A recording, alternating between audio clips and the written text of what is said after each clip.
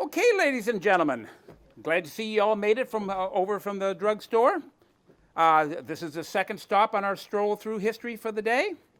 Now I'm going to introduce you to somebody who's very, very closely associated with the beautiful building you see behind me. Her name is Maria Ganong, but that doesn't begin to cover it. She'll tell you about the rest of her name, which has a fascinating history. Maria, please join us. I will. Thank you, Mr. Haley, for and thank you all for coming. I appreciate you coming here tonight to my lovely home, Lonicera.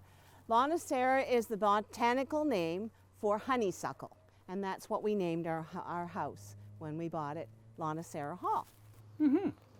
Now, I introduced you as Maria Ganong, but there's more to your name. Maybe you can explain. And every name has a certain history behind it. Exactly. My name is Maria Femicia Robinson Ganong. And I was born in 1855. So I look pretty good for 166 years old, don't I? Oh, well, thank you. I know.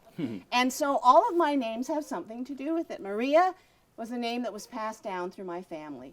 Femicia is my great-grandmother's name. Now, she was First Nations, Mi'kmaq, and her father, my great-grandmother and great-grandfather had Femicia, but my great-grandmother died in childbirth.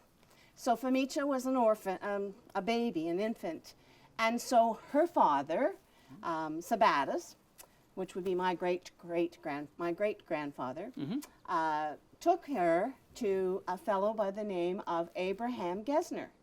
Now, Abraham Gesner was very nice to the First Nations people, to the Mi'kmaq people that lived in this area. And he was sure that, Sabatis was sure that they would adopt her. But Mr. Gesner decided not to do that. But he had a daughter, and his daughter wanted to name the child. So she named the child Femicia, which is of Dutch descent, which is their background. So that's where the Femicia came from. And then the Robinson was when my grandmother grew up and she married Daniel Robinson. And they had 12 children. Now they were loyalists from Nova Scotia, but they had first come over from England and had come to Massachusetts. But during the Revolution, they decided they wanted to remain loyal to the king. So you're of loyalist stock. Loyalist stock. Absolutely. So they came here, well, Nova Scotia actually, and they lived there on a 400-acre land grant. And then they moved here to nearby St. Stephen, and that's where they lived and had their 12 children. And my father was I want to hear about him. John Beverly, and he was one of 12 children, and he married Isabel Simons. But before he married her, when he was 14, he didn't like being a farmer. So he went out to sea. He went to become involved in the sea. And so he traveled, and he was trying to find his fame and fortune, but he wasn't going to do it farming, that's for sure. And so he went to California during the gold rush. He was a 49er. He was a 49er, and he stayed there for 5 years, didn't find his gold, didn't make his fortune, so he came back here to St. Stephen, and he married Isabella Simons, who was my grandmother. And so I got the name Maria Femicia Robinson from him. Okay. And then I married Gilbert White Ganong when I was 21. So, I guess maybe we should tell us a little bit about the building. Let's talk a little bit about Lonicera Hall. Well, it's a Queen Anne Revival house, and it's a beautiful home, as you can see. We had lovely gardens because my husband loved to garden. Now, he and his brother, Gilbert, and his brother James Harvey, they founded Ganong Brothers, and they made it into the wonderful company that it is, business. But my husband still loved his gardens and his flowers and everything much better than he did with, running Ganongs. So we traveled an awful lot, and we loved to bring back plants and make the home very beautiful. And I will tell you a story later on about our house, but I want to save it till the very end, okay? Okay, that's fine. Now, you've said you consider yourself very lucky to have an existence where you never had to worry about money and everything like this, but you never considered yourself, the money was yours. No, I was the caretaker of the money, and I looked after it. My husband, my family, the Robinsons, had made their money in business, and so we were very well off ourselves. And then when I married Gilbert Ganong, the love of my life, he provided for me as well, very much so. So that when he died, I had a lot of money. We didn't have any children, and so I wanted to give my money to charity and to education, which were what I wanted to share with the people here. I've lived here all my life. I was born on the Ledge, not very far away, as you know, Mr. Absolutely. Haley.